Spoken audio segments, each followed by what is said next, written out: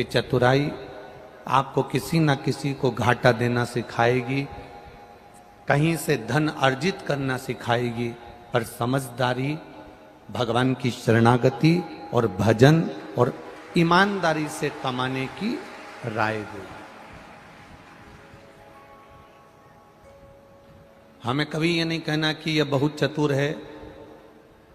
जो दूसरे को धोखा दे दे वो चतुराई में हो सकता है।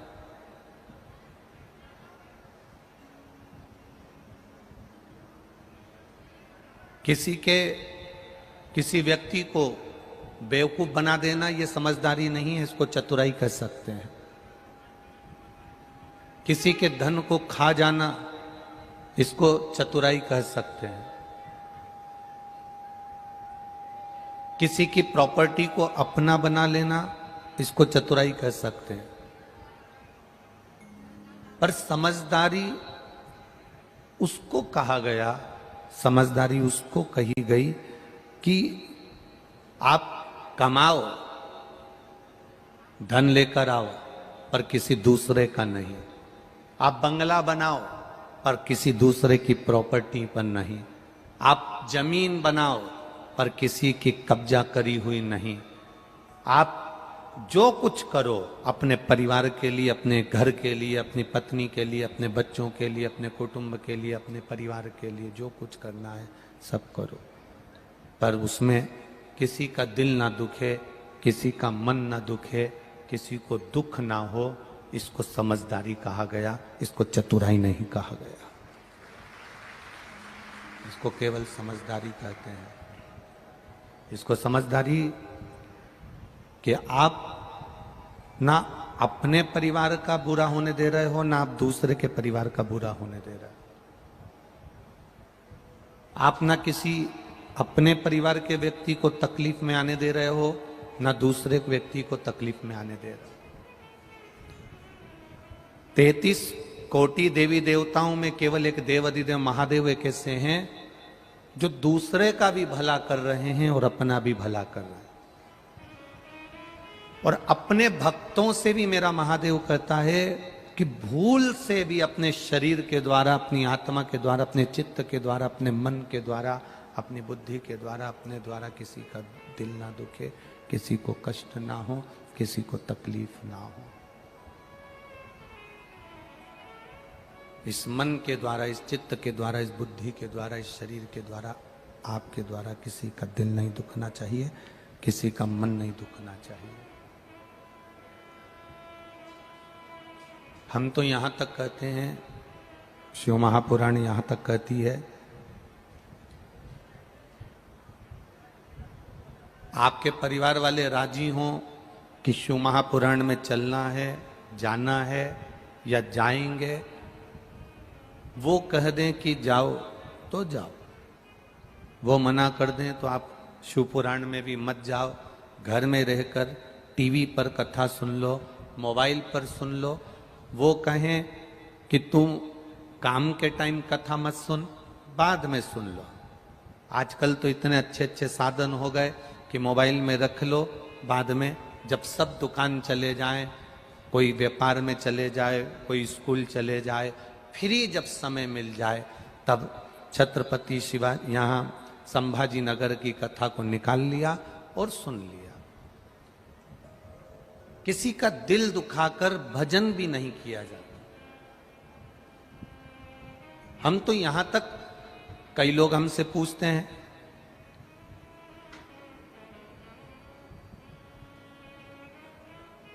वो हितेश नारखेड़े ने कहा कि जजमान परिवार से व्रत करवाना पड़ेगा क्या गुरुजी? हमने कहा नहीं नहीं नहीं, इतनी चिलचिलाती हुई गर्मी पड़ रही है, धूप पड़ रही है, और दिन भर जजमान परिवार को फिरना पड़ेगा, काम करना पड़ेगा, लगना पड़ेगा, कार्यकर्ताओं के साथ उनको भी लगना पड़ेगा। व्रत कर कर बैठ जाएंगे और शरीर में अगर बल कम हुआ तो वो कथा का रस तत्व ग्रहण नहीं कर सकते। छत्तीसगढ़ की 7 गांव ऐसे हैं जिनके नाम हम कल आपको बताएंगे। छत्तीसगढ़ के 7 गांव और महाराष्ट्र के 2 गांव ऐसे हैं जहां टीवी पर कथा आती रहती है और बीच में जो कथा नहीं आती 2 दिन 3 दिन 5 दिन, तो छत्तीसगढ़ के कई गांव ऐसे हैं और महाराष्ट्र के कई गांव ऐसे हैं जहां लोग उतने दिन तक एक टाइम का भोजन ही नहीं करते हैं। ऐसे छत्तीसगढ़ और महाराष्ट्र के गांव। मान लो बीच में 5 दिन का गैप हो गया तो 5 दिन वो सुबह का टाइम भोजन करेंगी तो शाम को करेंगी नहीं, और शाम को करेंगी तो सुबह करेंगी नहीं। ऐसे छत्तीसगढ़ के 5-7 गांव ऐसे हैं और महाराष्ट्र के भी 2-3 गांव ऐसे हैं जहां की माताएं एक समय का भोजन छोड़ देती हैं, केवल टीवी पर कथा नहीं आती इसलिए, कथा सुनने को नहीं मिलती इसलिए। मेरा उन माओं से निवेदन है, हम आपके पुत्र हैं, बेटे हैं, आपसे केवल इतना सा निवेदन है कि आप दोनों समय आराम से भोजन करो और कथा ना आए तो श्री शिवाय नमस्तुभ्यम का जाप करो, पर कथा को दिल से श्रवण कर आनंद पाओ।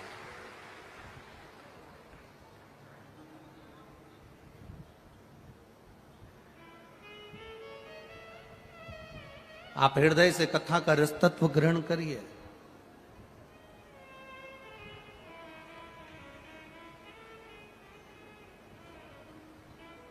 हम कथा करने आते हैं तो अपने कमरे में से निकलकर यहाँ आ जाते हैं और आधे घंटे में पहुंचकर कथा बाजकर अपने कमरे में चले जाते हैं। जब साउंड अच्छा नहीं चलता, आप लोगों तक आवाज नहीं पहुंचती, तो दिल इसलिए दुखता है कि आप सुबह 6 बजे के बैठे इस कथा का इंतजार करते हो और आपके कानों में शब्द ना पहुंचे। तब दुख होता है कि इतनी दूर दूर से आए हो, 1000 रुपए का डीजल पेट्रोल खर्च कर कर यहाँ आए हो। चलाने वाला तो कह देता है कि अब क्या करें, नहीं आ रही तो आवाज, परंतु समझना पड़ेगा कि ये भाव और श्रद्धा को लेकर बड़ी दूर दूर से आते हैं। कई बार ये म्यूजिशियन इनके स्वर की आवाज तेज कर देते हैं तो हम इशारे में कम कर देते हैं कि तुम्हारे स्वर की जरूरत नहीं है। ये बड़ी श्रद्धा और विश्वास के साथ में 500-500, 700-700, 1000-1000 किलोमीटर दूर से आए हैं और केवल एक विश्वास लेकर आए हैं कि 7 दिन की कथा सुनूंगा, मेरा बाबा मुझे झोली भर कर देगा, जिंदगी में एक बार शिव पुराण में भी करवाऊंगा। इनका विश्वास केवल इतना सा है कि जिंदगी में एक बार शिव महापुराण की कथा में भी करवाऊंगा। ये विश्वास है मेरा, ये भरोसा है मेरा, ये दृढ़ता है मेरी। पर छल से नहीं,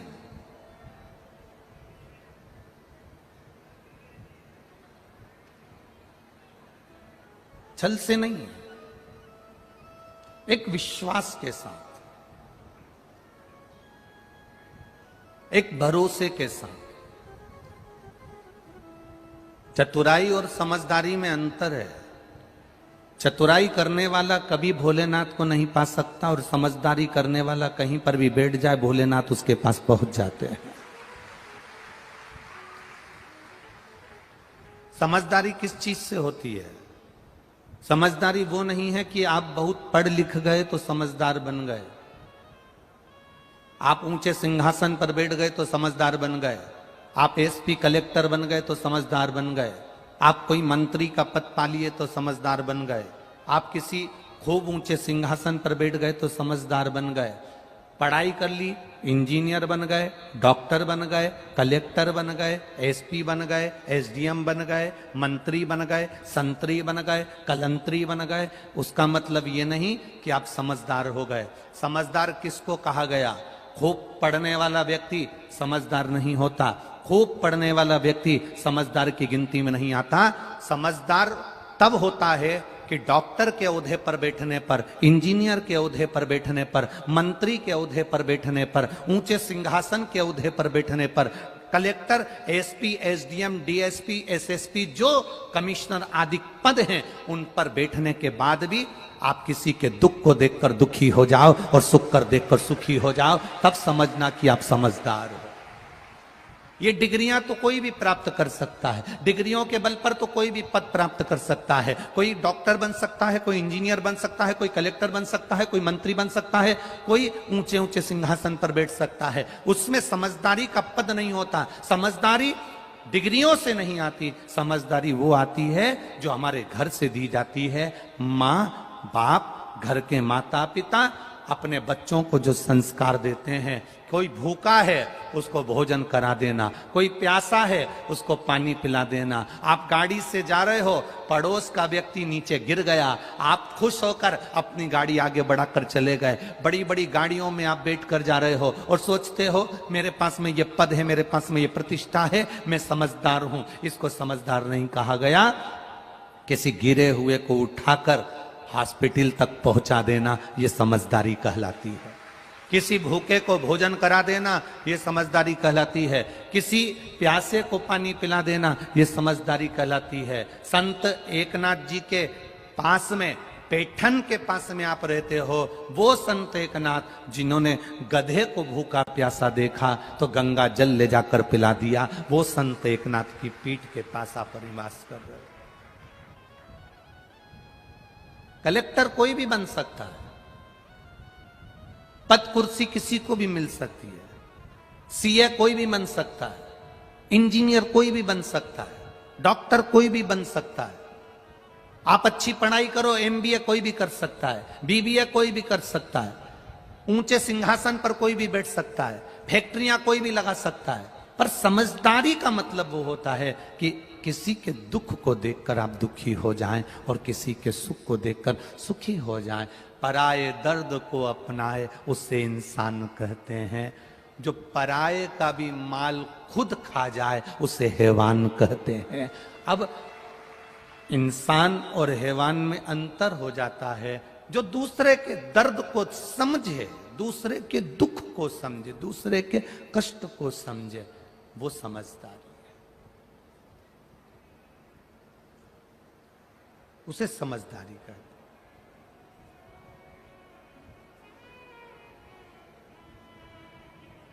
आप दूसरे के दर्द को यदि समझ रहे हो, दूसरे के कष्ट को समझ रहे हो, तो समझ लेना आप समझदार हो गए। घर का एक बड़ा व्यक्ति, घर का एक पिता, घर का एक भाई, घर का एक बुजुर्ग, घर का बड़ा, घर में बुजुर्ग व्यक्ति को, घर के बेटे एक बुजुर्ग व्यक्ति को सम्मान नहीं दे रहे, घर का बड़ा व्यक्ति एक बुजुर्ग व्यक्ति का आदर नहीं कर रहा, और घर का एक छोटा सा बच्चा अपने दादाजी को एक गिलास पानी भर कर दे रहा है, तो बाप समझदार कि बेटा समझदार? बोलो जम के, जम के बोलो जरा, समझदार है कि नहीं? पिता समझदारी क्यों नहीं कर रहा? क्योंकि पिता को लग रहा है कि मेरे पिताजी ने अपनी जायदाद छोटे बेटे को दे दी, जब इनने इतनी चतुराई करी तो मैं भी इनके साथ चतुराई करूंगा, नहीं देना पानी मेरे को। अब इसको चतुराई कहते हैं। पर जो छोटा सा बच्चा है उसके अंदर चतुराई नहीं आई है, छोटे से बच्चे के अंदर चतुराईता नहीं आई है।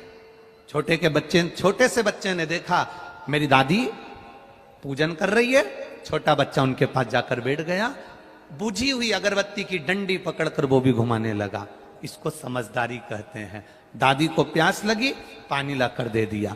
माँ मना कर रही है, दादी के कमरे में मत जाना, उन्हें दमे की बीमारी हो रही है, उन्हें पीलिया हो गया, उन्हें टीबी हो गई, उन्हें ये हो गया, उन्हें वो हो गया। दादा के कमरे में मत जाना, दादा को खांसी चल रही है, उनको इन्फेक्शन हो रहा है। दादी के कमरे में मत जाना, उनको इन्फेक्शन हो रहा है। पत्नी ने अपने पति को रोक लिया, पति ने अपनी पत्नी को रोक लिया, देवरानी ने जेठानी को रोक लिया। पर घर का एक छोटा सा बच्चा ऐसा होता है जिसको बीमारी का भी भान नहीं होता, वो अपने दादा दादी से प्रेम करता है, इसलिए उनके कमरे में दौड़कर चले जाता है। चतुराई तुमको आती होगी, पर उस बच्चे को चतुराई नहीं आती महाराज। आज कथा में लोगों को थोड़ा बुरा लग सकता है, पर एक बात कहना चाहेंगे।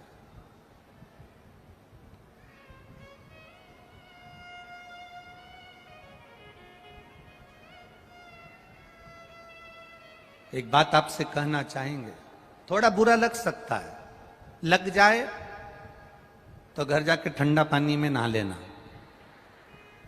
लग जाए तो लग जाए।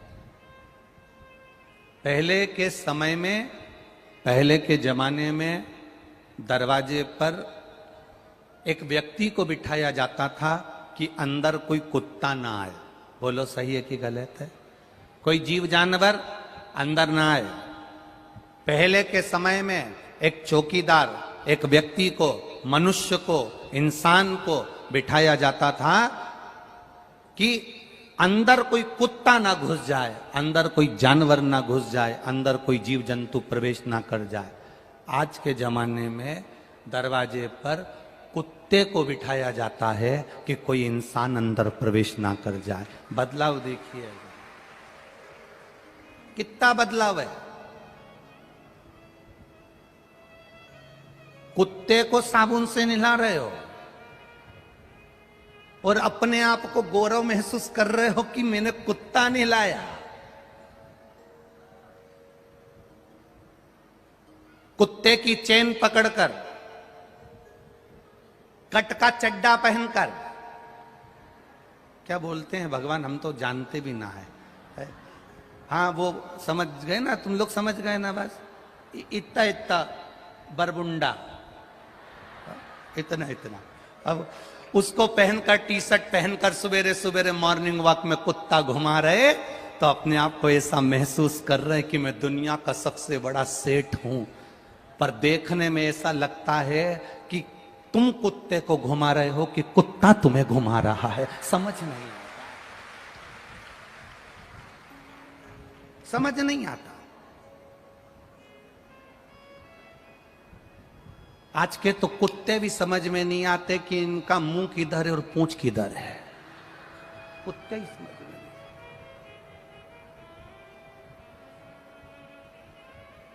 और तो और फिल्मों में कुत्ते का चरित्र इतना दिखाया कि कुत्ते को गोदी में लेके हीरोइन इसने कुत्ता का चरित्र इतना दिखाया। अब जितने लोग वो फिल्म देख रहे थे उतने लोग मन में सोच रहे थे हम ही कुत्ता बन जाते। अब जिसको भगवान शरीर दिया और परमात्मा संत बनने के लिए दिया और वो अपने आप को कुत्ता बनाने का प्रयास कर रहा, जरा समझिएगा। थोड़ा बुरा जरूर लगेगा पर एक निवेदन करेंगे, जितना प्रेम आप कुत्ते को देते हो, जितना समय आप कुत्ते को देते हो, जितना प्रेम आप कुत्ते से करते हो, समय पर रोटी देना, बिस्कुट देना, दवाई देना, नहलाना, चैन से बांधना, अंदर लाना, बाहर ले जाना, घुमाना, गाड़ी में ले जाना, जितना समय आप कुत्ते को देते हो उसमें से 10% समय घर के बुजुर्गों को दे दोगे तो जिंदगी संवर जाएगी। केवल 10% समय घर के बूढ़े व्यक्ति को देना चालू कर दो तो जिंदगी संवर जाएगी। कुत्ते से लाड लड़ाओगे तो अगला जन्म तुम्हारा कुत्ते का पाओगे, पर बुजुर्गों से लाड लड़ाओगे तो उनके आशीर्वाद से कब करोड़पति बन जाओगे पता नहीं चल पाएगा। उनका आशीर्वाद, उनका हाथ तुम्हारे सिर पर पड़ेगा तो तुम्हारी जिंदगी सार्थक हो जाएगी, तुम्हारा जीवन धन्य हो जाएगा।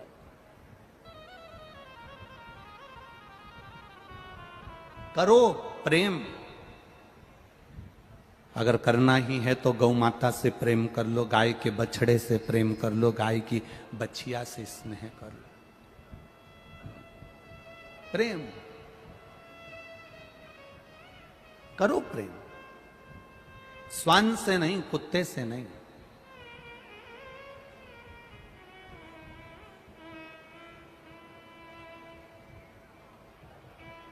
मत बुरे कर्म कर बंदे वरना पछताएगा, भगवान की आंखों से तू बच नहीं पाएगा, तू बच नहीं पाएगा।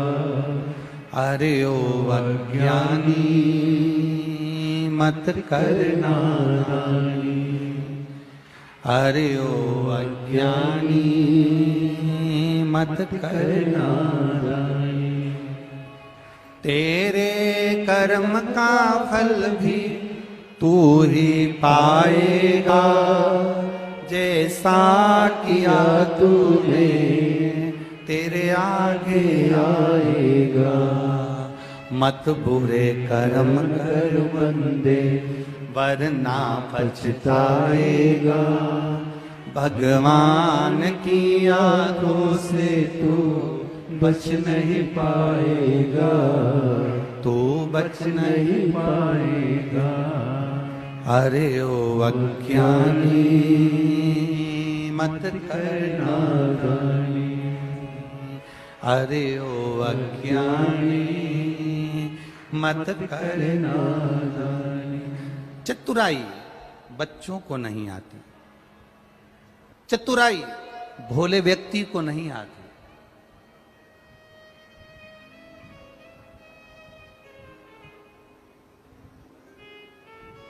चतुराई मेरे महादेव को भी नहीं आती। भस्मासुर ने वर मांगा, ऐसा वर दे दो मैं जिस पर हाथ रखूं वही भस्म हो जाए। अगर चतुराई आती तो भस्म होने का आशीर्वाद देते क्या? नहीं। भोले थे, चतुराई नहीं आती। समझदारी थी मेरे भोलेनाथ में, पर उन्होंने वर दे दिया तू जिस पर हाथ रखे वही भस्म। चतुराई थी उस भस्मासुर में जो शिवजी पर ही हाथ रखने चला गया। चतुराई थी भस्मासुर में तो वो शिवजी पर हाथ रखने चला गया। शंकर जी दौड़ते दौड़ते दौड़ते दौड़ते दौड़ते दौड़ते भगवान विष्णु के पास पहुंच गए, क्योंकि उनको मालूम है ये भी चतुर है तो उसका नाम भी चतुर नारायण है, मैं उसके पास चले जाता हूं। अगर ये चतुर है तो मैं चतुर नारायण के पास चले जाता हूं, और चतुर नारायण के पास पहुंच गए।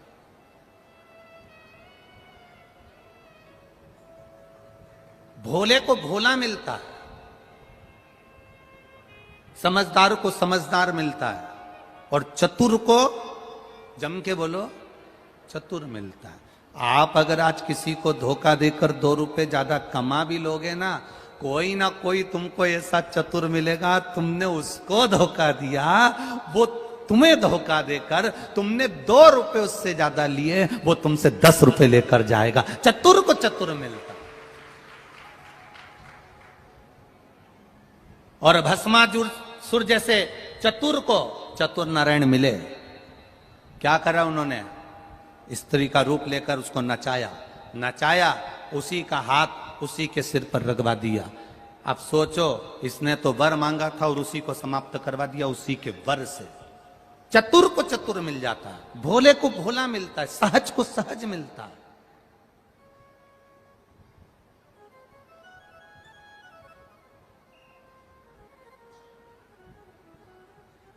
जिनको लगता है मेरी शादी होगी तो ना जाने सास कैसी मिलेगी, जिसको लगता है मेरी शादी होगी ना जाने ननन कैसी मिलेगी, मेरा उनसे निवेदन है, अगर आप अच्छे हो ना तो आपको ये कुछ कहने की जरूरत नहीं है। आप सरल हो ना, आप अच्छे हो ना, तो दुनिया में सब तुमको अच्छे मिलेंगे। जब हम बुरे होंगे तो दुनिया में सब बुरे मिलेंगे। एक नई लड़की शादी कर कर ससुराल में गई। ससुराल में जाने के बाद उसने सहेलियों ने कह दिया था सास बड़ी बुरी होती है, ननन बड़ी बुरी होती है, इसका काम केवल चोटाई करना और चुगली करना होता है। ननंद का काम केवल चुगली करने का है, देवर का काम केवल घर में बैठ के खाने का है, बहू का काम पूरे जिंदगी भर पिसाने का है। ये सहेलियों ने दिमाग में भर दिया, किटी पार्टी में जा जाकर भर दिया दिमाग में। तेरी सास बुरी, ससुर बुरा, जेठ बुरा, देवरानी बुरी, जेठानी बुरी, ननन बुरी। लड़की शादी कर कर जैसे ही ससुराल पहुंची उसके दिमाग में फंसा हुआ था सास बुरी होती है। सास ने उसको कहा बेटा सुनो, हाथ में बहुत सारी सोने की चूड़ियां हैं, मेहमानों ने दी, हमने दी, तुम्हारी मम्मी ने पापा ने दी, तुम एक काम करो, काम करोगी, आटा वगैरह उसनोगी, करोगी, हाथ की चूड़ियां थोड़ी सी उतार कर रख दो, लाओ मैं संभाल के रख देती हूं, लाओ मैं संभाल के रख देती हूं। सास ने भला सोचा, इसको लगा सास तो लोभी है, मेरे हाथ की चूड़ियां ले रही है। बेटा अलमारी में साड़ियां ज्यादा हैं, मैं ननन को भेज देती हूं तुम्हारी, उसको दे देना, वो दूसरी अलमारी में रख देगी। इसको लगा ननन चोर है, चुगलखोर है। ससुर ने शाम को कहा, बेटा कल तुमने भिंडी की सब्जी बना ली थी, आज तुम टमाटर की सब्जी बना लेना। इसको लगा ससुर बड़ा लोभी है। हर व्यक्ति में इसको दोष नजर आया, क्योंकि इसकी बुद्धि में पहले से ही दोष भरा हुआ था और इसने अपना रंग ढंग दिखाना चालू करा। कहीं सास को कुछ बोले, कहीं ननन को कुछ बोले, कहीं देवर को बोले, कहीं जेठ को बोले, कहीं ससुर को बोले। सब इससे बात करना बंद कर दिए, दूर हो गए। अभी शादी करी, 15-20 दिन हुए, ये बहू ऐसा क्यों कर रही है, आखिर इसको क्या पड़ गया ऐसा, समझा रहे हैं, समझ नहीं रही। ये विदा लेकर अपने पिताजी के घर गई। माँ ने पूछा, बेटा तेरे ससुराल वाले मिले होंगे, कैसे लगे सब? बेटी ने कह दिया, सास नंबर 1 की बेकार, ससुर लोभी, ननन चुगलखोर, देवर मक्कार बैठे बैठे खाता है, जेठ और बुरा, जेठानी सबसे गंदी, और मेरा पति वो तो राक्षस है।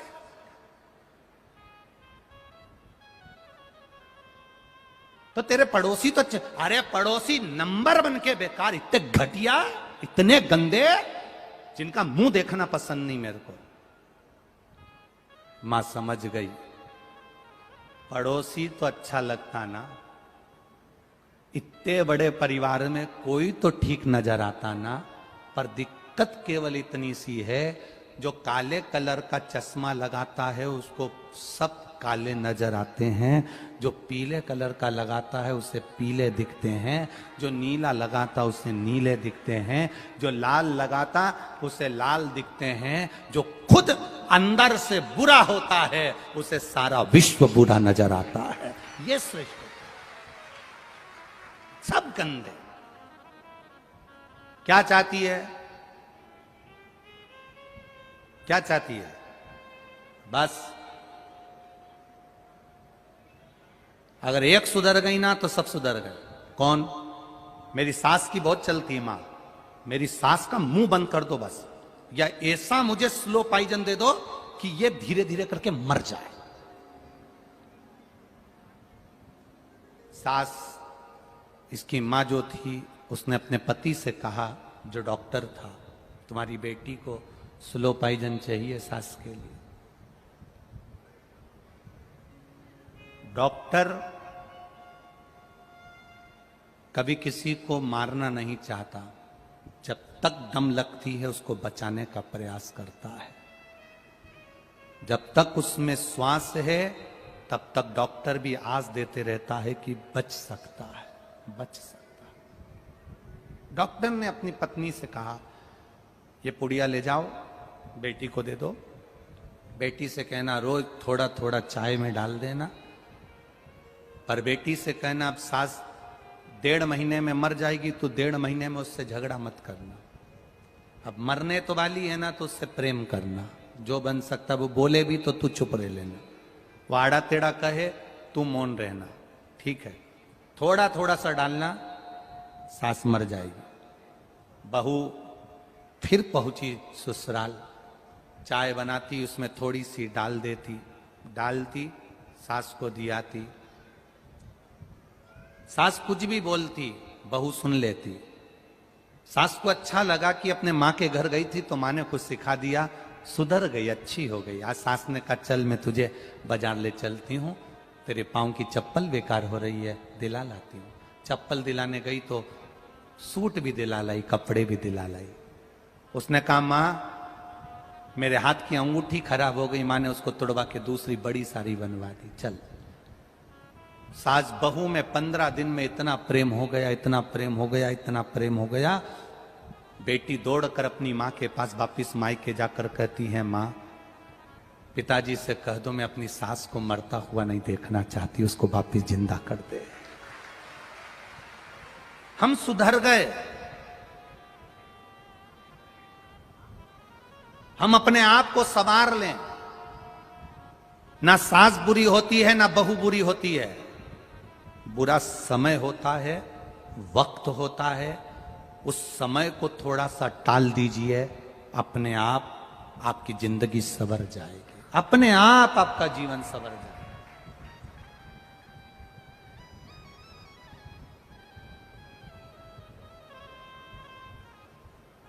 समय टलना चाहिए, कभी कभी समय टल नहीं पाता।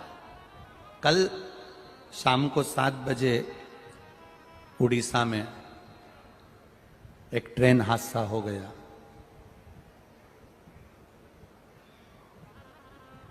250 लोगों के प्राण चले गए और 900 लोग हॉस्पिटल में पड़े हुए हैं। आपको और हमको भगवान से यही प्रार्थना करना है कि जो हॉस्पिटल में पड़े हुए हैं, मेरे महादेव महामृत्युंजय बनकर चले जाओ और उनको ठीक कर कर उनको अपने घर पहुंचा दो। जो शांत हो गए, मेरे देव अधिदेव महादेव उनको अपने चरणों में स्थान प्रदान करें।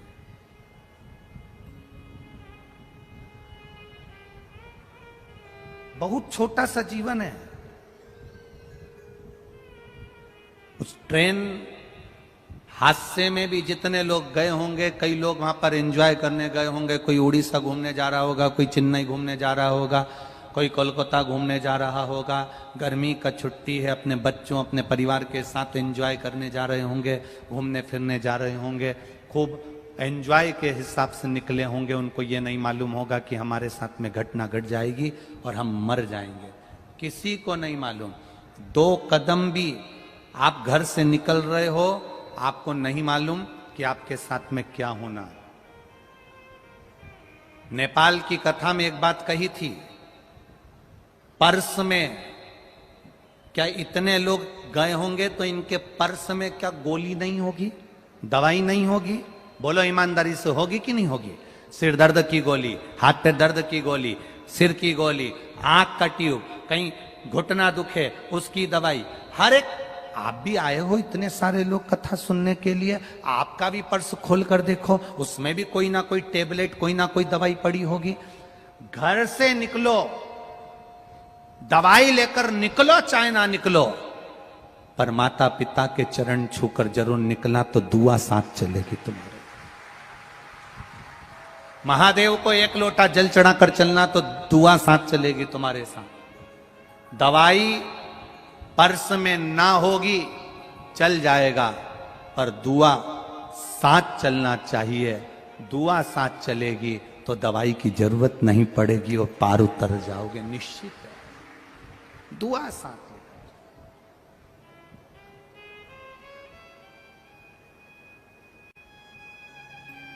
भजन के बल को बढ़ाओ। जीवन का कोई भरोसा नहीं है, कोई सार तत्वता इस शरीर की है ही नहीं। कब जाना पड़ जाए, कब प्राण चले जाए, कब प्राण छूट जाए, कोई भरोसा नहीं।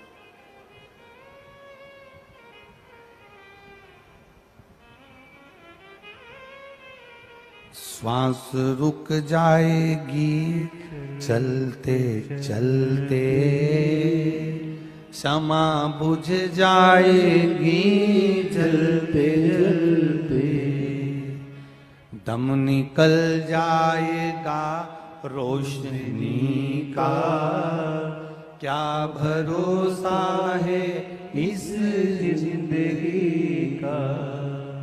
ये जीवन का कोई भरोसा नहीं, कोई भरोसा। कोई कहे आपसे भगवान को पाने के लिए भूखे रहना पड़ेगा, कोई कहे आपसे, हम तो यहां तक कहते हैं कि एकादशी का व्रत भी करो तो भूखे मत रहो, दिन भर चरो और एकादशी करो। हम तो यहां तक कहते हैं खिचड़ी खा ली, फिर भूख लगी चिप्स खा जाओ। चिप्स खाने के बाद भी भूख लगे 1-2 घंटे बाद तो पपीता खा जाओ। पपीता खाने के बाद भी भूख लगे तो 2-4 सेव फल निपटा जाओ। उसके बाद भी भूख लगे तो 1 गिलास दूध गर्म करके फिर पी जाओ। फिर भूख लगे तो राजगिरा की पूड़ी बनाकर खा जाओ। और भूख लगे तो आलू को उबाल के उसको पीस के उसका हलवा बना के खा जाओ। और भूख लगे तो 1-2 किलो केला, पपीता, सेव फल और खा जाओ, पर भूखे मत रहो। तुम तो खूब आराम से खाओ, दिन भर चरो और एकादशी करो, पर भगवान की भक्ति में कमी मत लो। भगवान के भजन में कमी नहीं आना चाहिए तुम्हारे। तुम भूखे रह जाओ और भगवान का भजन ना करो। कोई कोई व्रत ऐसा होता है जिसमें आप लोग भूखे रहते हो, जैसे वो करवा चौथ का व्रत रहता है, उसमें तुम लोग कितने भूखे रहते हो, कितने। एक बार कोई इंटरव्यू ले रहा था करवा चौथ के व्रत का टीवी पर, तो पत्नी से इंटरव्यू लेने की जगह वो पति से इंटरव्यू ले रहा था। आप कुछ बोलिए करवा चौथ के लिए। उन्होंने अपना उत्तर दिया, ये सब बोला। बाद में पति उठकर गया, छत पर वापिस आया तो इंटरव्यू वालों ने पूछा तुम कहां गए थे? तो कि चांद देखने गया था। तो कि व्रत किसका है? पत्नी का। तो तुम चांद देखने काय को जा रहे हो? उसने सुबह से मुझे कुछ खाने नहीं दिया है। भगवान से प्रार्थना कर रहा हूं तू निकल जा, ये एक बार तुझे देख लेगी तो मुझे खाने को दे देगी। ये मैं उससे बोली थी कि जब मैं भी नहीं खा रही तो तुम काय को खा रहे, इसलिए मुझे खाने को नहीं। मैं भगवान से प्रार्थना कर रहा हूं कि चंद्रदेव तुम निकल जा।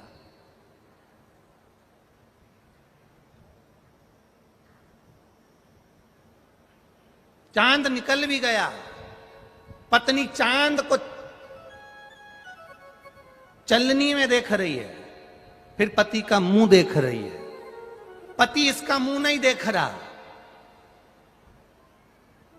1200 रुपए की साड़ी दिलाई थी वो देख रहा। प्राण खा गई थी जब तक साड़ी न दिलाई, करवा चौथ का व्रत नहीं करा। और पूरे व्रत में एक दिन पहले से कह रही थी, सुन लो कल मेरा करवा चौथ का व्रत है, साड़ी दिला दो। कल मेरा करवा चौथ का व्रत है, साड़ी दिला दो। नहीं दिलाओगे तो मैं व्रत आधा कर तोड़ दूंगी।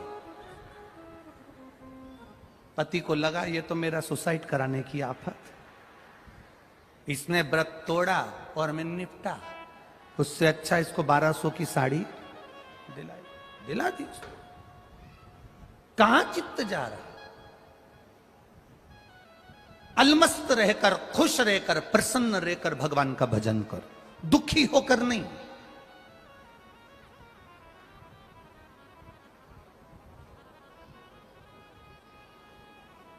कोई मर गया घर में रो रहे हो, कोई मर गया घर के बाहर रो रहे हो, कोई मर गया हॉस्पिटल में रो रहे हो, कोई मर गया रोड पर चलते चलते रो रहे हो। पर हमारे यहां के विद्वान कहते हैं कभी शमशान में किसी को रोते देखा है? जम के बोलो जरा। मुर्दे को आग लगाई जा रही है, मुर्दे को जलाया जा रहा है, चिता में आग लगाई जा रही है और परिवार का कोई व्यक्ति रोता है तो उसको मना कर देते हैं ये शमशान है, यहां रोना नहीं है। आग लगाते समय रोया नहीं जाता, चिता जलाते समय रोया नहीं जाता, शमशान के अंदर बैठकर रोया नहीं जाता। घर पर रो लो, हॉस्पिटल में रो लो, घर के बाहर रोड पर रो लो, तुम्हारी मर्जी पड़े गाड़ी में रो लो, लेकर जा रहे हो मुर्दे को तो रोड पर रो लो। पर शमशान में जब आग लगे उस शरीर में, उस मुर्दे को जब जलाया जाता है, चिता में जब आग लगाई जाती है तो शमशान में नहीं रोया जाता है। लोग पूछते हैं शमशान में क्यों नहीं रोते हैं? शिव महापुराण की कथा कहती है वहां जगत का बाप रहता है और बाप के सामने रोया नहीं जाता। वहां जगत का पिता रह रहा है, जगत का बाप रह रहा है, मां देव अधिदेव महादेव रह रहे हैं, शमशान में उनका निवास है, उसके सामने रोया नहीं जाता। जब भी शंकर के पास जाना, शिव मंदिर में जाना, शिवालय में जाना, शिव महापुराण में जाना, रोना मत, वहां प्रसन्न होकर जाना। जिंदगी में कितना भी दुख हो तो भी मंदिर प्रसन्न होकर जाना।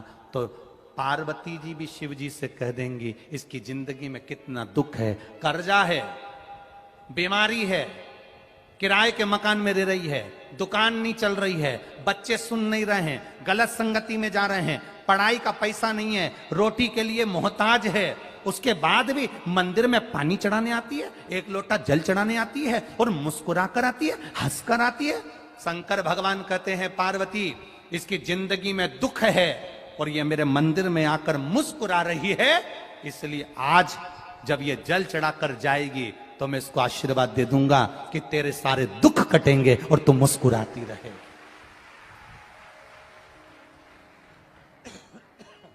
तेरे दुख कटेंगे और तू मुस्कुराती रहेगी। मैं आशीर्वाद दूंगा इसको, क्योंकि ये मेरे मंदिर में मुस्कुरा कर आती है, ये मेरे सामने मुस्कुरा कर आती है।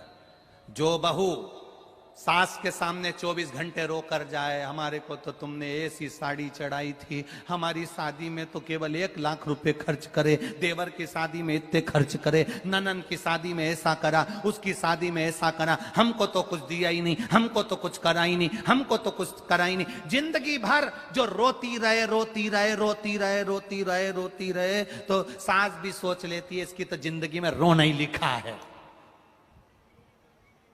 जो कुछ भी नहीं है उसके पास में, तो भी मुस्कुराकर सास से कहे मम्मी चाय बना लाऊं क्या?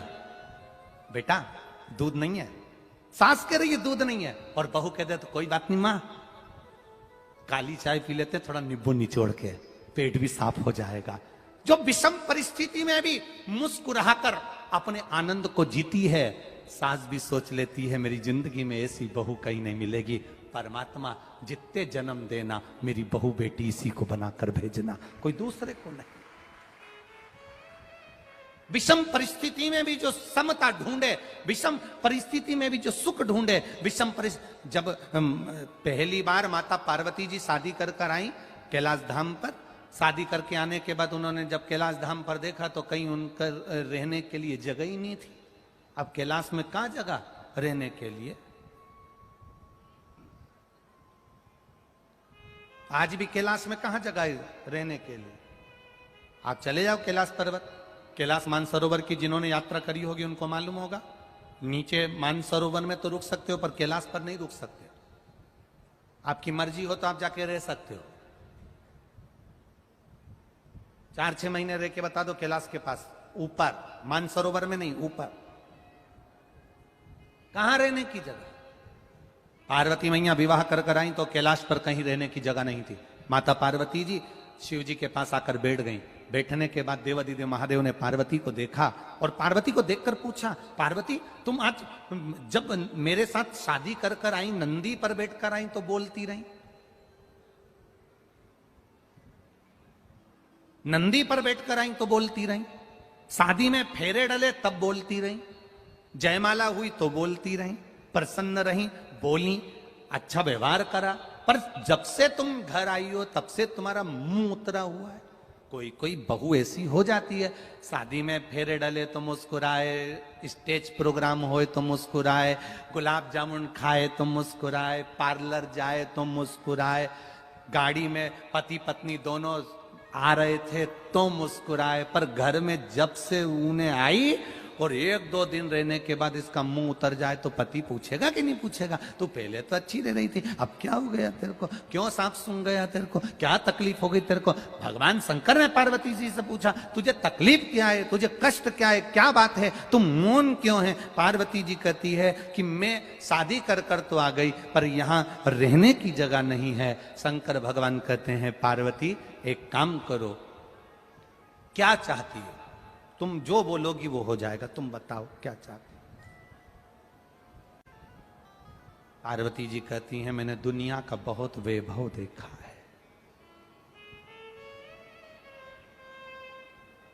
नाटक और फिल्म जैसा प्यार कभी अपने घर के लोगों से मत करना, क्योंकि नाटक और फिल्म में जो प्यार दिखाया जाता है वो केवल प्यार होता है, उसको प्रेम नहीं कह सकते।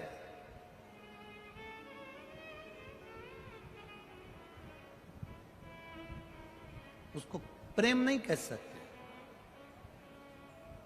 पार्वती जी बोली मैंने बहुत वैभव देखा, बहुत। नारायण भगवान के यहां कितना सुंदर वैकुंठ है, ब्रह्मा जी के यहां कितना सुंदर सुख है, इंद्र के यहां कितना सुख है, अपने यहां तो कुछ भी नहीं है। तुम जैसा बोलोगी वैसा हो जाएगा। बोलो तुम्हें क्या चाहिए, बोलो। कुछ नहीं, बस रहने के लिए एक सुंदर महल बन जाए, इससे बढ़कर क्या चाहिए। विश्वकर्मा जी को बुलाया और बुलाकर सुंदर समुद्र के बीच में महल बनवाया। पर भगवान तो भगवान थे, उन्होंने जो लीला रची कि ये दूसरे का वैभव देखकर अपना वैभव मत बनाना, दूसरे का वैभव देखकर वैभव मत बनाना। लोग कहते हैं किसी भांग पीने वाले से पूछो कि तुम भांग क्यों पीते हो, तो वो कहता है ये तो शंकर भगवान का, बोलो बोलो जम के, प्रसाद है। ये शिव जी का प्रसाद है, इसलिए हम पी रहे हैं। कोई गांजा पिए, उससे पूछो ये दम क्यों लगा रहे हो, गांजा क्यों पी रहे हो, ये तो भगवान शंकर भी पीते थे। तो अच्छा, शिवजी भांग पीते थे इसलिए तुमने भांग पीना चालू करी, शिवजी गांजा पीते थे इसलिए तुमने गांजा पीना चालू करा, ये तुम कहते हो। शिव पुराण में कहीं नहीं लिखा कि शंकर ने भांग पी की गांजा पिया। शिवजी भांग पीते हैं इसलिए हम भांग पी रहे हैं, शंकर भगवान गांजा पीते हैं इसलिए हम गांजा पी रहे हैं। तुम शंकर जी की होड़ कर रहे हो। कोई कोई ऐसा है कि उसने जटा भी बना ली, हम शंकर का स्वरूप में रहते हैं, कोई के हम चंदन लगाते, कोई के हम रुद्राक्ष पहनते, कोई के हम शंकर के स्वरूप में रहते हैं। शंकर जी भांग पिए तो हम भांग पीते, शंकर जी गांजा पिए तो हम गांजा पीते हैं। तो मेरा निवेदन है, शंकर जी विष भी पीते हैं, पी लो। वो काहे को छोड़ रहे? शिव शंकर भगवान तो विष भी पिए है ना, तो पियो।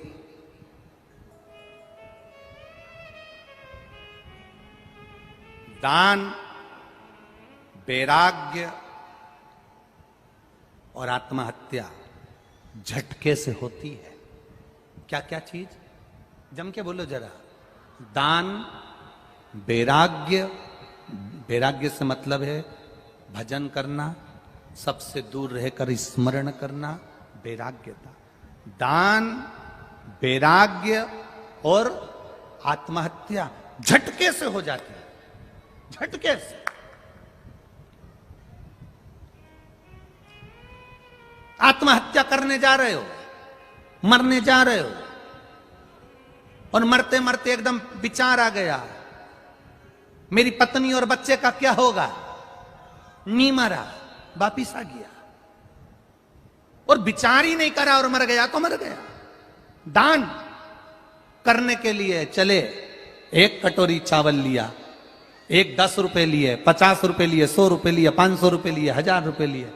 दान करने के लिए विचार आया मन में, टीवी पर कथा सुन रहे थे, मोबाइल पर कथा सुन रहे थे, यहां बैठकर कथा सुन रहे थे, और मन में आया मेरा भी मन करता है कि 500 रुपए, 50 रुपए, 100 रुपए, 200 रुपए में दे दूं।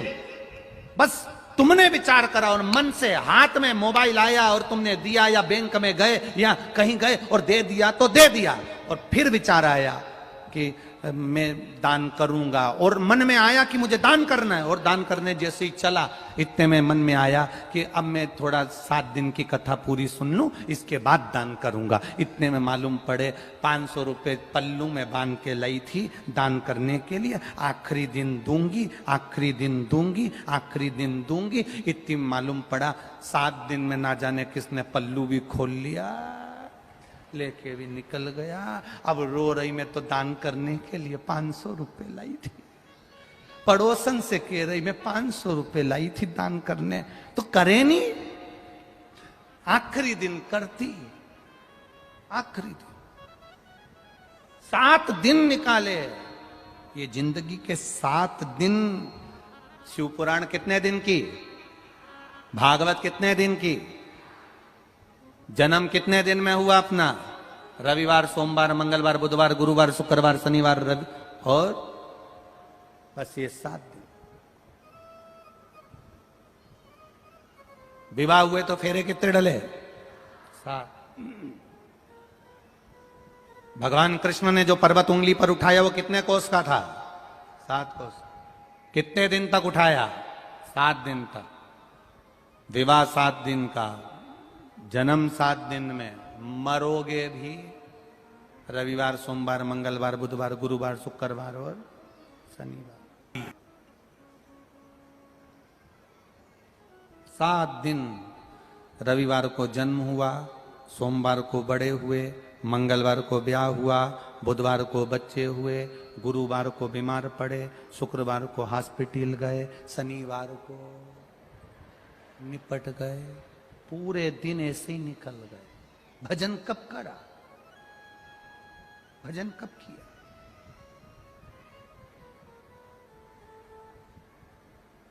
दिन गए, समय गया, समाप्त हो गया।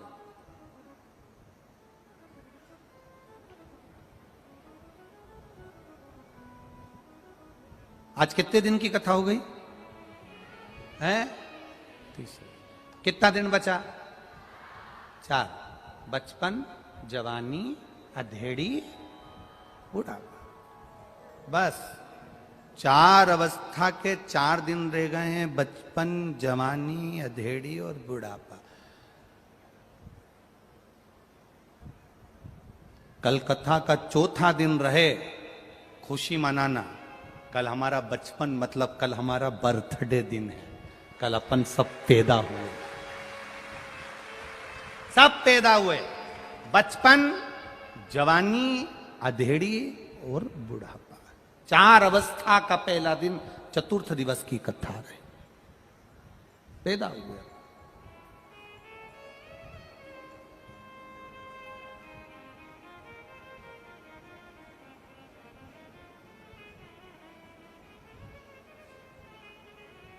कितना सुंदर संवाद है।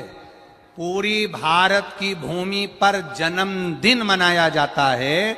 लोग कहीं केक काटते हैं, कहीं दिया जलाते हैं, कहीं मंदिर जाते, कहीं आतिशबाजी फोड़ते, कहीं नगाड़े चलाते, कहीं कुछ फंक्शन मनाते हैं। पूरी भारत की भूमि पर दुनिया के लोग जन्मदिन मनाते हैं। पर मेरे देव अधिदेव महादेव की नगरी काशी में मरण दिन मनता है। जो मरता है उसकी खुशी मनती है। भारत की भूमि पर दुनिया की सब दूर जन्मदिन मनेगा, पर मेरे शंकर की भूमि काशी विश्वनाथ की धरा, जहां मरता है कोई तो खुशियां मनाई जाती है। खुशियां।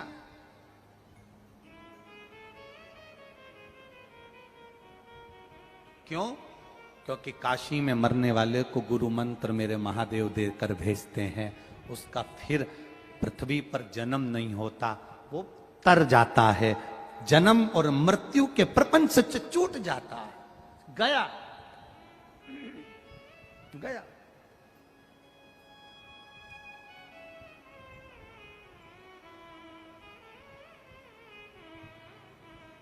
जन्म और मृत्यु के प्रपंच से वो छूट गया।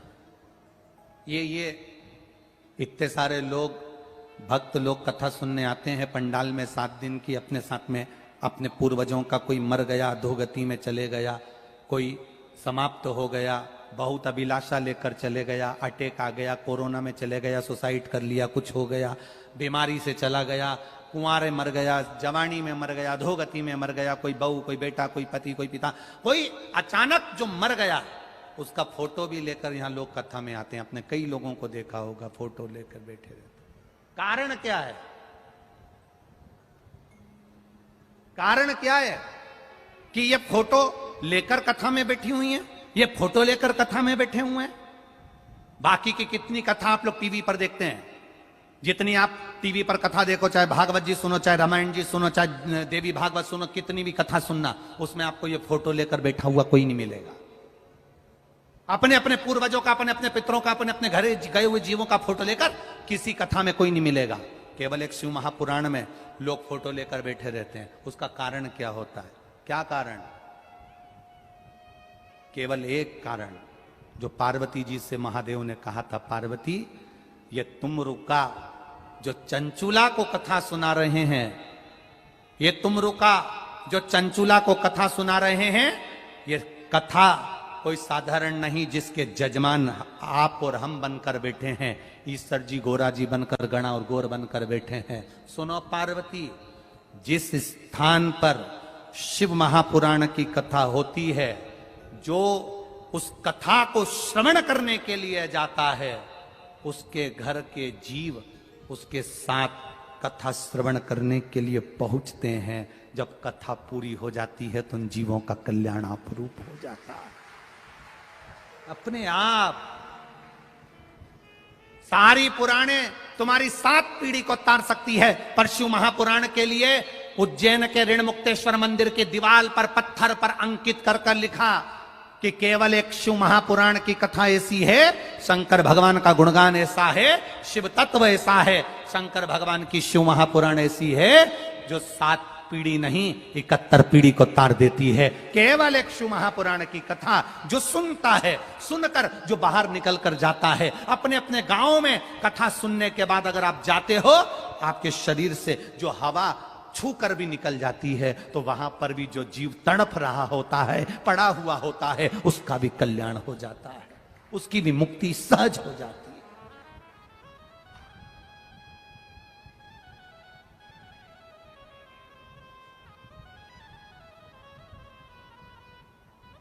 महाराज, छत्रपति संभाजी नगर के राजा रहे छत्रपति संभाजी।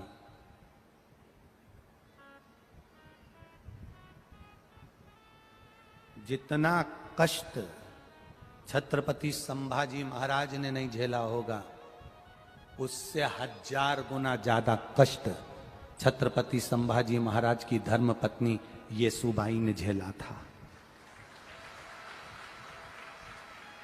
येसुबाई ने झेला था, छत्रपति संभाजी की धर्मपत्नी। छोटे से बच्चे को लेकर कारागार में डाल दिया गया था। सालों साल बैठी रही। महादेव की उपासक थी, शिव की उपासक। हिम्मत नहीं आ रही थी। येसुबाई ने हिम्मत नहीं आ रही। इन उपद्रवियों ने उनको बंद कर दिया, रख दिया, जेल में डाल दिया, छोड़ा नहीं। बेटे को छोड़ दिया, पर येसुबाई को नहीं छोड़ा था। कितना कष्ट झेला होगा वो येसुबाई ने,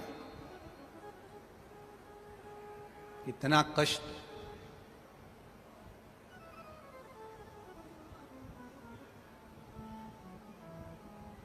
सारी दुनिया में सबसे ज्यादा बोल्ड, सबसे ज्यादा प्रबल, सबसे ज्यादा वीरणी, युद्ध में भी अग्रण्य रहने वाली और वक्त पड़ने पर छाती पर चढ़कर गला काटने वाली, पूरी दुनिया में कहीं ऐसी नारी नहीं मिलेगी जो महाराष्ट्र की रानी मिलेगी। सहज नहीं है। चाहे वो अहिल्याबाई होलकर हो, चाहे वो जीजाबाई हो, चाहे वो येसुबाई हो, ये सहज नहीं है।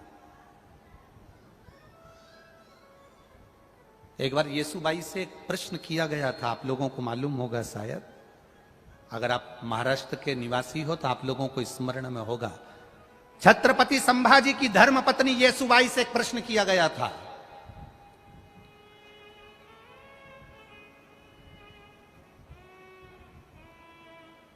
छत्रपति संभाजी की धर्मपत्नी येसुबाई से प्रश्न किया एक बार स्वयं छत्रपति संभाजी ने ही प्रश्न कर लिया, स्वयं। कितनी विद्वान होगी येसुबाई, जरा अंदाजा लगाएगा। सभा बैठी थी, येसुबाई पास में बैठी थी, और छत्रपति संभाजी के उस नगर में प्रश्न किया गया येसुबाई से। आज छत्रपति संभाजी के इस नगर में वो प्रश्न आपके सामने हम भी दे रहे हैं, और उसका उत्तर जो येसुबाई ने दिया वो भी हम दे रहे हैं। छत्रपति संभाजी के उस नगर में राज सिंहासन पर बैठी येसुबाई, छत्रपति संभाजी ने प्रश्न किया, सुनो येसुबाई, हम आपसे पूछना चाहते हैं, नारी सीता ही क्यों रहती है? नारी कभी क्या गौतम बुद्ध बनने को तैयार नहीं होती है? येसुबाई ने कहा, नारी बुद्ध भी बनने को तैयार हो जाए, पर नारी सीता ही बनी रहना चाहती है। उसका कारण केवल एक है, स्वामी, नारी बुद्ध बनेगी, बुद्ध बनने को तैयार हो जाएगी, गौतम बुद्ध बनने को तैयार हो जाएगी, पर वो सीता ही बनी रहना चाहती है। क्यों? उसका एक कारण है, जैसे गौतम बुद्ध अपना घर छोड़कर चले गए, जंगल में चले गए, अगर एक नारी अपना घर छोड़कर चली जाती है तो लोग उसको ताना दे देकर मार देते हैं, ना जाने किसके साथ भग गई होगी, किसके साथ चली गई होगी। और अगर गौतम बुद्ध जंगल में रहने के बाद वापस लौट कर आते हैं, अपनी धर्म पत्नी के सम्मुख में पहुंचते हैं, अगर एक नारी थोड़े दिन वन में रहने के बाद वापस लौट कर आए तो दुनिया के लोग ताना दे देकर मार देते हैं, ना जाने किसके साथ रहकर आई होगी। इसलिए नारी बुद्ध नहीं बनना चाहती, नारी सीता, अहिल्या और नारी सावित्री बनना चाहती और अनसुईया बनना चाहती है। नारी के जीवन में बहुत कष्ट है, बहुत कष्ट, बहुत भारी जिंदगी होती है स्त्री की जिंदगी, नारी की जिंदगी। और बोल्डता भी बहुत रहती है, बहुत। मेरा विश्वास कहता है, मेरा भरोसा कहता है, ये मेरा विश्वास कहता है, इस व्यासपीठ से कहने में पीछे नहीं हटूंगा। आप लोग बुलाएं चाहे ना बुलाएं अगली बार, परंतु कहकर जरूर जाऊंगा, ये मेरा विश्वास कहता है। वो तो दिल्ली की थी साक्षी, जो उसको 40 बार चक्कू मारकर और पत्थर से सिर फोड़कर मार दिया। अगर महाराष्ट्र की कोई बेटी होती तो गला काट कर आ जाती।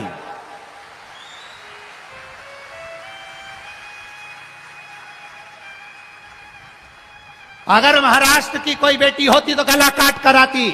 जीजाबाई बनकर जो शिवाजी को महल पर चढ़ा देती है, अकेले की सेना तैयार कर कर एक तरफा राज देकर शिवाजी को छत्रपति बना सकती है, जो अपने पोते को छत्रपति बना सकती है, वो गला उतारना भी जानती है। वो गला उतारना भी जानती है।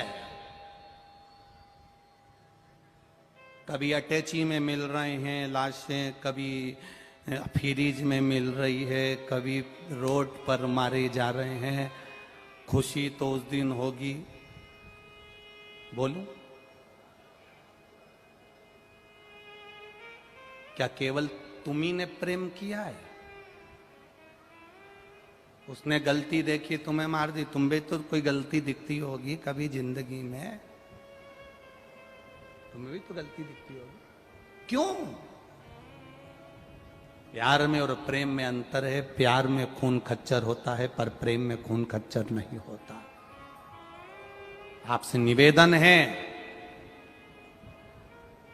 बच्चों को काला धागा बांधते हो कि वो बुरी नजर से बच जाए। इस व्यासपीठ से कहेंगे, बुरी नजर से बचाने का प्रयास करते हो तो बुरी संगत से बचाने का भी प्रयास करना। अपने बच्चों को अच्छा मार्ग देना, सत्मार्ग दीजिए अपने बच्चों।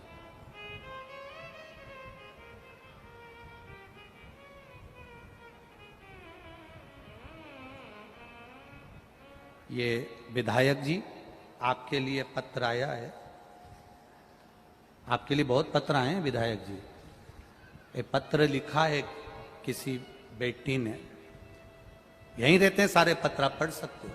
उस पत्र में विधायक जी के लिए, प्रदीप जी जायसवाल जी के लिए उसने लिख कर दिया कि हिंदू धर्म सम्राट के रूप में हैं हमारे जायसवाल जी, उनको मैं धन्यवाद देता हूं। पत्र में लिखा, पत्र में जब वक्त पड़ता है, जब जरूरत पड़ती है, तब सामने जाकर खड़े हो जाते हैं। हम भी यही कहना चाहेंगे आपसे, चतुराई नहीं समझदारी रखिए। समझदारी में दुखी व्यक्ति को दुखी देखकर अपन खुद दुखी हो जाते हैं, और सुखी व्यक्ति को सुखी देखकर अपन स्वयं सुखी हो जाते हैं। स्वयं सुखी।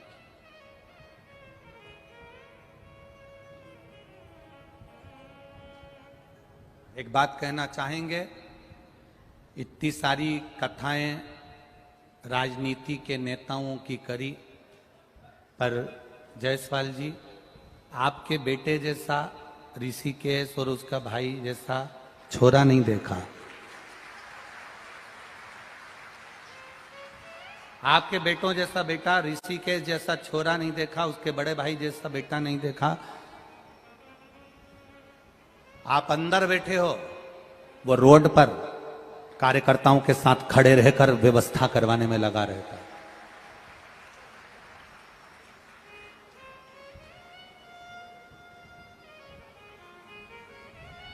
ये देखने को मिला। एक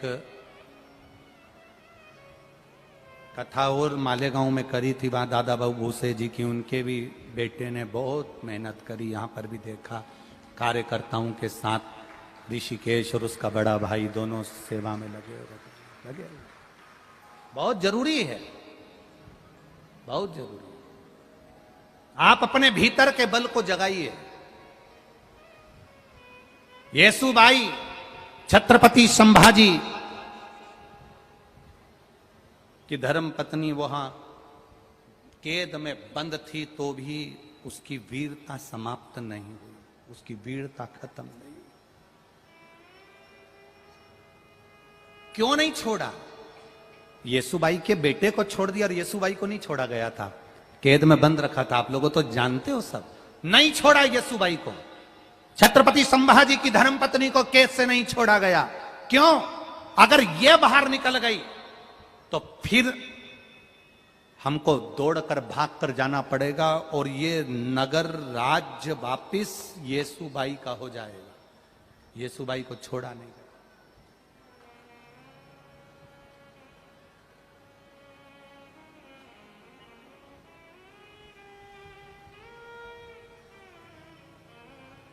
हमें तो कभी कभी आश्चर्य होता है कि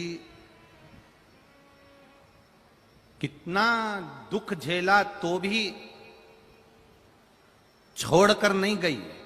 आज के जमाने की लड़की जरा सा दुख पड़ जाता है, छोड़कर चली जाती है अपने मायके, और मां भी कह देती है यहीं रह, तू तो क्या करेगी जाकर, क्या करना अपने को वहां पर जाकर। ना, दुख है ना, थोड़ा सा निभाने का प्रयास करिएगा।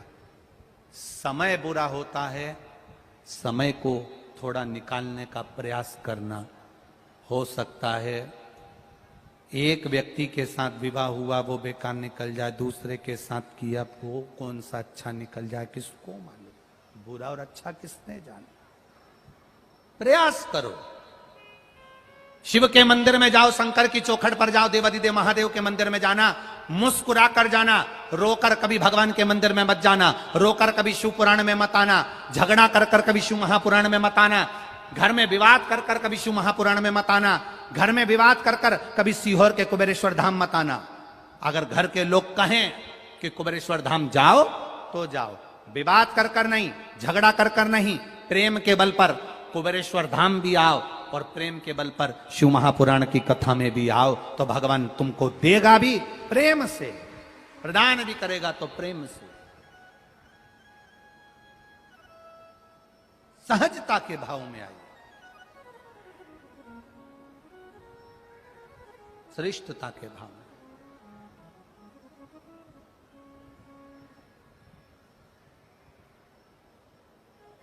महाराज विद्वत्ता, फिर निवेदन है आपसे। पार्वती जी ने शिव जी से प्रश्न किया और शंकर भगवान ने पार्वती से कहा, क्या बात है, तुम्हारा चेहरा क्यों उतरा हुआ है? तुम्हारे चेहरे को उतार कर क्यों बैठी हुई? बहुत ध्यान देना मेरी जीजियों, और बहुत ध्यान देना मेरे जीजाओं, अच्छे से ध्यान देना। कभी भी घूमने जाओ ना, पति के साथ में अगर कहीं जा रही हो ना, और पतियों से निवेदन है अपनी पत्नी के साथ अगर कहीं जा रहे हो ना, चेहरे को स्माइल बनाकर रखना, थोड़ी प्रसन्नता बनाकर रखना। मुंह उतार कर रहोगे ना, श्रेष्ठता नहीं रहेगी। पत्नी घूमने जा रही पति के साथ और विवाद कर कर गए और चेहरा उतरा हुआ है तो पति को अच्छा नहीं लगेगा, और पत्नी अगर पति के साथ जा रही और पति का चेहरा उतरा है तो पत्नी को अच्छा नहीं लगेगा। थोड़ी प्रसन्नता जीवन में रखो, थोड़ी प्रसन्नता।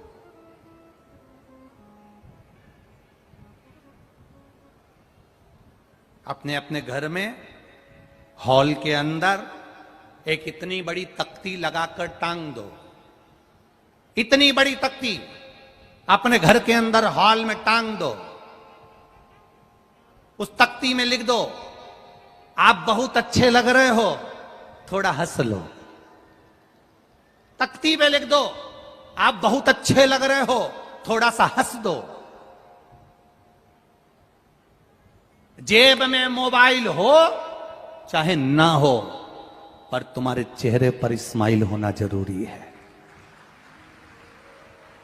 जेब में मोबाइल हो ना हो, 10 लाख का, 1 लाख का, 5 लाख का, 50,000 का, 25,000 का, 30,000 का, 5,000 का, 2,000 का, 500 का, 100 का, 200 रुपए का मोबाइल तुम्हारे जेब में हो ना हो, पर तुम्हारे चेहरे पर प्रसन्नता होना जरूरी है। वो इसलिए जरूरी है, मोबाइल जितना काम नहीं करेगा उतनी तुम्हारे चेहरे की प्रसन्नता काम कर जाएगी। यहां आए, दरवाजे पर पहुंचे और तुमने कहा मुझे अंदर जान दो, मुझे अंदर जान दो, नहीं जान देंगे। उसने कहा फोन लगाऊं अब भी आल, उसने फोन निकाला। अब इतनी भीड़ में कोई फोन चले, इधर से माइक चले, गाना बजे, भजन बजे, तो मोबाइल क्या खाक सुनाई दे। पर तुम जो अकड़ दिखा रहे थे ना, मोबाइल लगा दूंगी, मोबाइल पे बोल दूंगी, अब भी बोलती हूं, मोबाइल निकाला। जो मोबाइल काम नहीं करे वो इस्माइल काम कर दे। एक बार सिर पे पल्लू रख के बोल देती, भैया प्लीज। भैया भी कह देता जी जी, बस इस्माइल, प्रसन्नता, चेहरे की खुशी।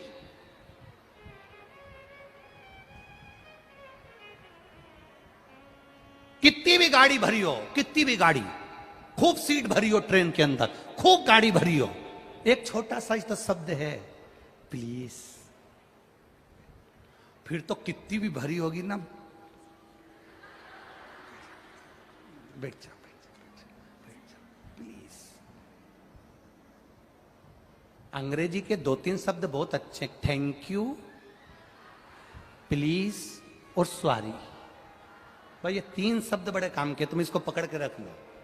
कितना भी झगड़ा हो जाए, तुम किसी को एक थप्पड़ जोर का मार दो और बाद में सॉरी।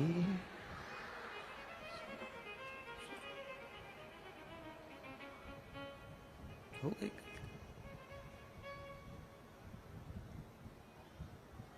कोई ने तुम्हारे लिए इतना काम करा और तुमने एक शब्द छोटा सा थैंक यू, बस हो गया। मोबाइल किसी काम आएगा कि नहीं आएगा, पर तुम्हारे चेहरे की प्रसन्नता तुम्हारा काम कर जाएगी। शंकर जी के मंदिर में तुम्हारा मोबाइल काम आएगा कि नहीं आएगा, पर एक लोटा जल और मुख से बोला गया श्री शिवाय नमस्तुभ्यम काम कर कर चला जाएगा। चेहरे पर प्रसन्नता रखो, वो प्रसन्नता महादेव के चरणों की रखना। लोग पूछें तो इतनी खुश क्यों है? मीराबाई से पूछा गया था, बार बार पूछा गया। लोग पूछे कि तू क्यों इतरावे, क्या तो मिला जो तू फूलों नी समावे। मीराबाई ने एक ही शब्द कहा था, मेरो एक ही मंत्र महान के गुरु मेरो समरथ है। मेरो क्या तो करे गो यमराज, गुरु मेरो समरथ है। जब हमारा गुरु प्रबल हो, जिस गुरु के मुख से वाणी सुनी, जिस गुरु के मुख से ज्ञान लिया, जिस गुरु के मुख से शब्द सुना, जिस गुरु के मुख से भजन सुना, जिस गुरु ने कहा शिव पर विश्वास रखना, और उस वचन को मैंने अपने दिल में संजो कर रख लिया, अपने हृदय में संजो कर रख लिया। अब कोई कुछ भी कहे, मेरा शंकर मेरे साथ है, बस इतना विश्वास तुम्हारे अंदर आ गया तो यमराज भी पीछा पांव पकड़कर वापिस चला जाएगा, तुम्हारे को आंच नहीं आने देगा। विश्वास प्रबल रखिए, भरोसा, दृढ़ता, एकाग्रता प्रबल रखिए। एक लड़के ने अपनी मां से कहा, मां तुम जिसकी कथा सुनती हो टीवी पर, ये सियोर वाला महाराज कहता है जो मांगो वो मिल जाता है, मैं कुछ मांगू? बेटे ने कहा टीवी के सामने कथा सुनो, जो मांगो 3 महीने में मिल जाता है, ये सियोर वाला महाराज कहता है। शिव महापुराण की कथा जहां बैठकर सुन रहे हो वो भगवान दे देता है, तो क्या मैं मांग लूं? मां ने कहा मांग ले। बेटा पहली बार सोफे पर पांव पसार के बैठा है, पत्र में लिखा है, पत्र भी बताएंगे अभी आपको, पत्र में लिखा, पांव पसार के सोफे पर बैठा था। मुझे भी टीवी पर कहीं उस बच्चे ने, ये पुलिस के लोग नौकरी करते हैं या ड्यूटी कर रहे हैं पुलिस कर्मचारी, ऐसा उस बच्चे ने देख लिया, मुझे भी पुलिस बनना है, तो क्या भगवान मुझे बना देगा? मां कहती है तेरी उम्र तो हो जान दे, फिर नौकरी के लिए अप्लाई करना, बन जाएगा। मां 18 साल का हो गया हूं, अगर शिव पुराण में इतना बल है तो 18 साल में मेरी पुलिस की नौकरी लगा के बता दे, ये पत्र कह रहा।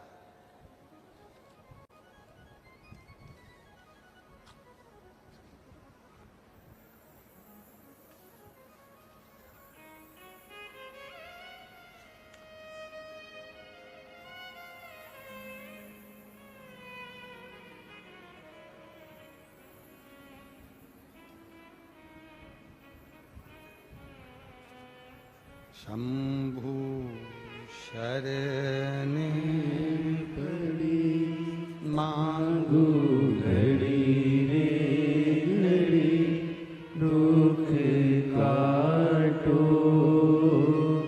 दया करी न दर्शन आपो। शंभु शरण पड़ी मांगो घड़ी रे घड़ी, दुख काटो दया करी न दर्शन आपो। शंभु शरण पड़ी मांगो घड़ी रे घड़ी, दुख दया करी दर्शन आपो।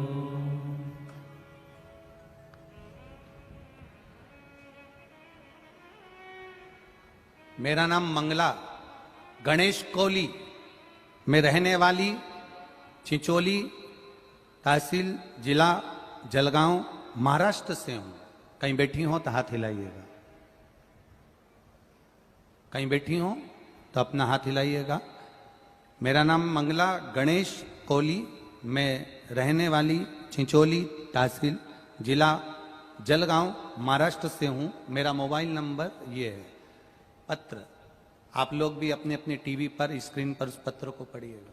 कहीं बैठी हो तो हाथ हिलाइएगा, कहीं दिखी क्या? अच्छा आप ही हैं, ठीक है, ऐसा हाथ हिला दो, ठीक है, ऐसा हाथ हिला दो। पत्र में लिखा, मेरा बेटा मुझसे कहता है, आप कहते हो क्या भगवान सुनता है? टीवी के सामने मांगोगे तो सुन लेगा। तेरी उम्र हो जान दे बेटा, फिर तू पुलिस की नौकरी के लिए अप्लाई करना। तो क्या हुआ? सियोर वाला महाराज तो कह रहा है 18 साल का हुआ हूं ना मां, भगवान है तो नौकरी लगा दे।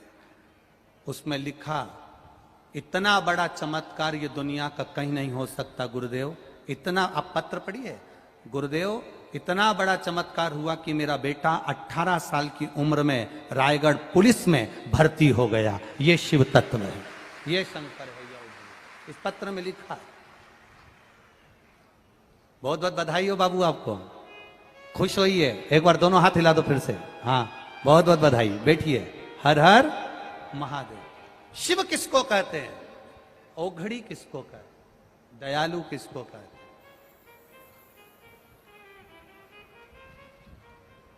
फिर आपसे कहेंगे, एक निवेदन फिर करेंगे, सब तुम्हारे भाग्य में जो लिखा होगा वो देंगे, पर महादेव वो देता है जो दुनिया में कोई नहीं दे सकता, वो मेरा महादेव दे देता।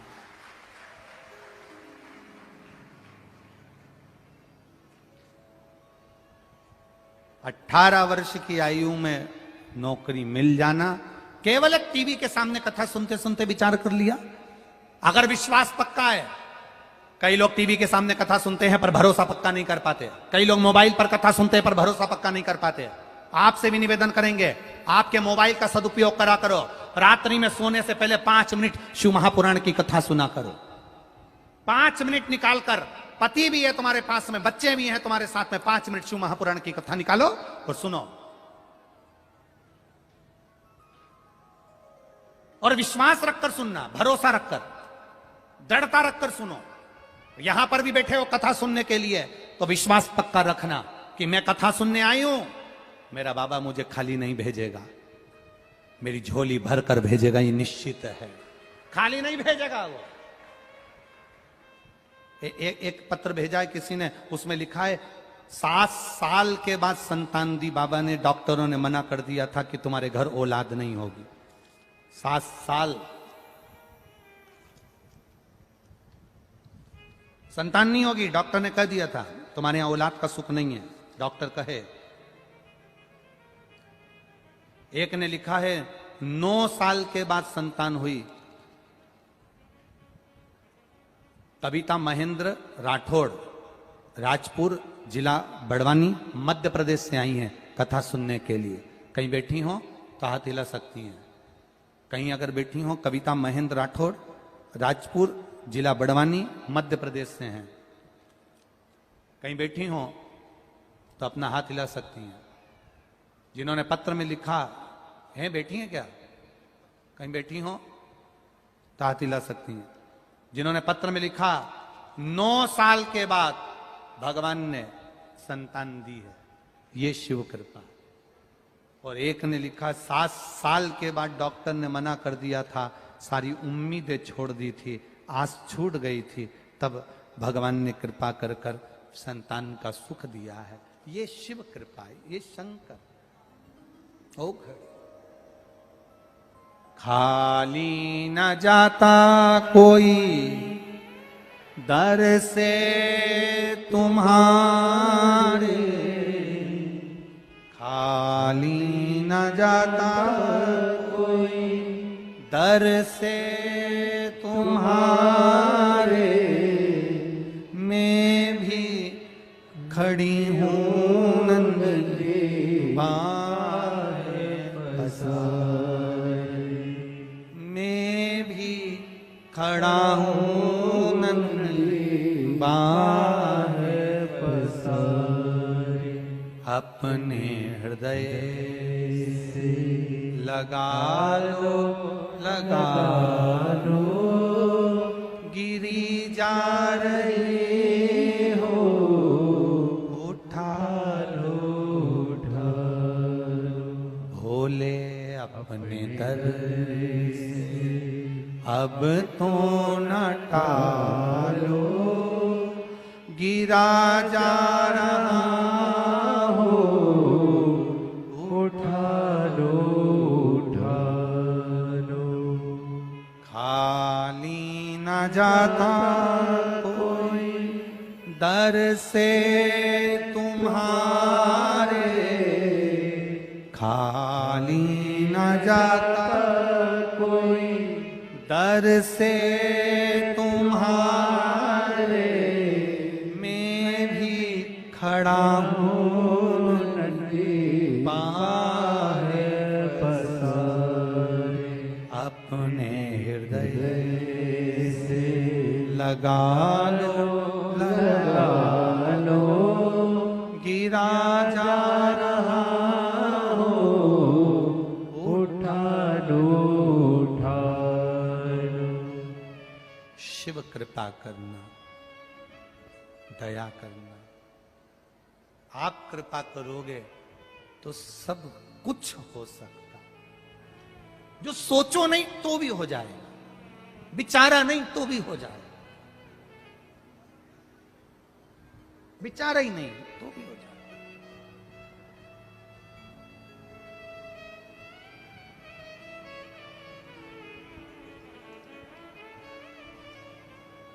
कितनी आस लेकर आए हो, विश्वास लेकर आए हो, दिल से जुड़कर प्रेम से उससे कहो, दिल से कहते रहो। और जब आप दिल से कहोगे वो दिल से सुनेगा। चतुराई नहीं चाहिए मेरे बाबा को। पार्वती सोने का महल बना दिया, पार्वती ने सोने के महल का क्या करा, छोड़ दिया। रावण के पिताजी को, विश्वकर्मा जी को दे दिया। क्या करूंगा, सुख कहां है? दुनिया का सर्वाधिक सुख वही है, भले हम रूखी खाएं सूखी खाएं, जैसे भी रहें, पर अपने परिवार के साथ में आनंद से रहें। उससे बढ़कर दुनिया का कोई सुख नहीं, दुनिया को कोई सुख नहीं। सुबह से उठो, हमारा सनातन धर्म, हमारा हिंदू धर्म कहता है, सुबह से उठते हैं तो हमारे सनातन धर्म में कहते हैं एक हाथ में जल लेकर सूर्य भगवान को अर्घ दो। हमारे सनातन धर्म में कहते हैं एक लोटा पानी तुलसी जी में चढ़ाओ। हमारा सनातन धर्म कहता है एक लोटा जल महादेव को चढ़ाओ। सुबह से उठता है, सुबह से उठकर हमारा सनातन धर्म, हिंदू धर्म हमको जल चढ़ाना सिखाता है, पानी देना सिखाता है, बाग लगाना सिखाता है, वृक्ष लगाना सिखाता है, बाग में जल देना सिखाता है। हमारा सनातन धर्म हमको बाग वृक्ष लगाना सिखाता है। हमारा सनातन धर्म कभी किसी के घर में आग लगाना नहीं सिखाता है। हमारा सनातन धर्म सुबेरे सुबेरे सूर्य नारायण भगवान को जल चढ़ाना सिखाएगा, तुलसी जी में जल चढ़ाना सिखाएगा, वृक्षों को जल चढ़ाना सिखाएगा, महादेव को जल चढ़ाना सिखाएगा, और किसी के घर में आग लगाना नहीं सिखाएगा सनातन धर्म।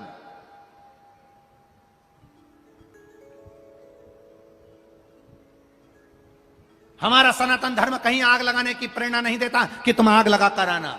हमारा सनातन धर्म कहता है जहां जाओ वहां बाग लगा कर आना। लोग हमसे कहते हैं,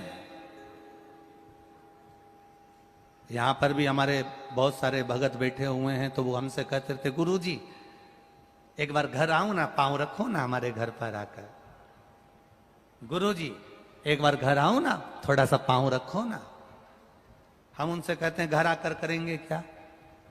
आपके घर जाएंगे, इतने सारे जो हैं ये भी तो अपने अपनी आस लेकर बैठे हैं कि हमारे घर भी गुरुजी आए। हम अकेले, तुम इतने।